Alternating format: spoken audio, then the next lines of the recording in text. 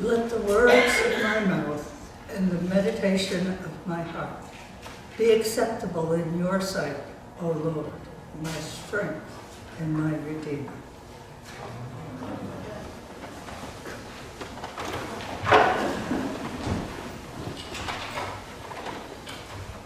My first look at these readings inspired me with a great desire for it to be somebody else's turn to be the lay preacher. But no such luck. I wanted the gospel as the good news it's supposed to mean. This news seemed so much more like opening a current newspaper full of doom and gloom and dire warnings about the future. So I went searching in the three readings for good news.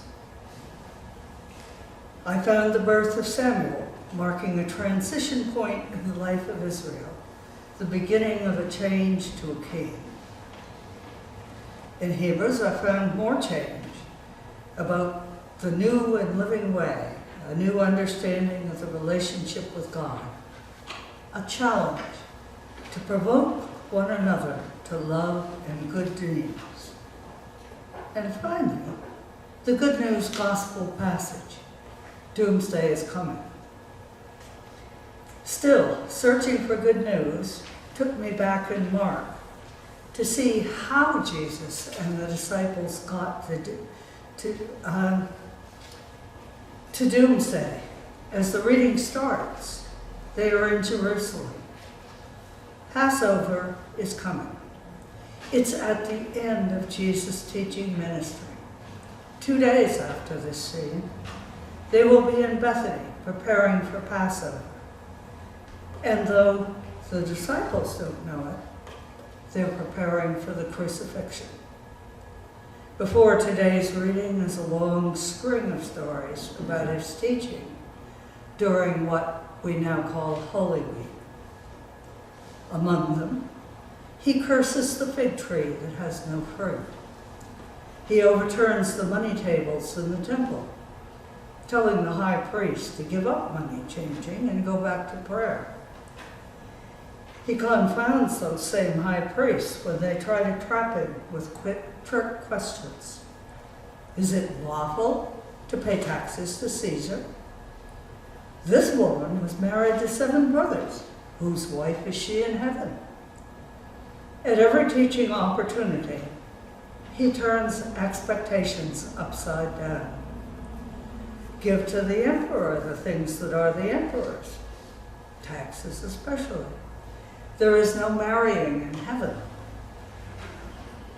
Coming back to the gospel, the whole long passage that we only read a part of seems prompted by the disciples' admiration of the temple. And once more, he turns their expectations upside down. He calls all of this that he's predicting to come birth pangs. Again, we're talking about change. And this is a key word every day lately as we hear or watch our news and open those newspapers. We are bombarded with talk of change, some of it good news, and some of it dire, as the idea of the destruction of the temple. We are living in change, even in the act of getting news, watching, listening, downloading, clicking. As Episcopalians, we make jokes about change. How many Episcopalians does it take to change a light bulb? One to screw it in and the rest to talk about how much better the old one was. Change is painful. I hear Jesus talking about needed change even when it is painful. Larry and I had some personal experience of change this last year, quite aside from the pandemic. More than 40 years ago, we bought a 200-year-old house and bought a lot of time and effort fixing and redoing. And then we sat back and admired our handiwork. It was very nice and comfortable, and we liked it. Last winter, big piece of roof blew off the barn in one of those big windstorms. The vacuum cleaner quit on Christmas Eve as we were cleaning up needles. The dishwasher died, and the toaster wouldn't stay down. And that's the short list. We hadn't been paying attention. We hadn't been prepared. We didn't want to pay attention. I see that experience as helping me to sympathize with the disciples and the elders. Trivial though ours were and are compared to the changes Jesus brought to the world.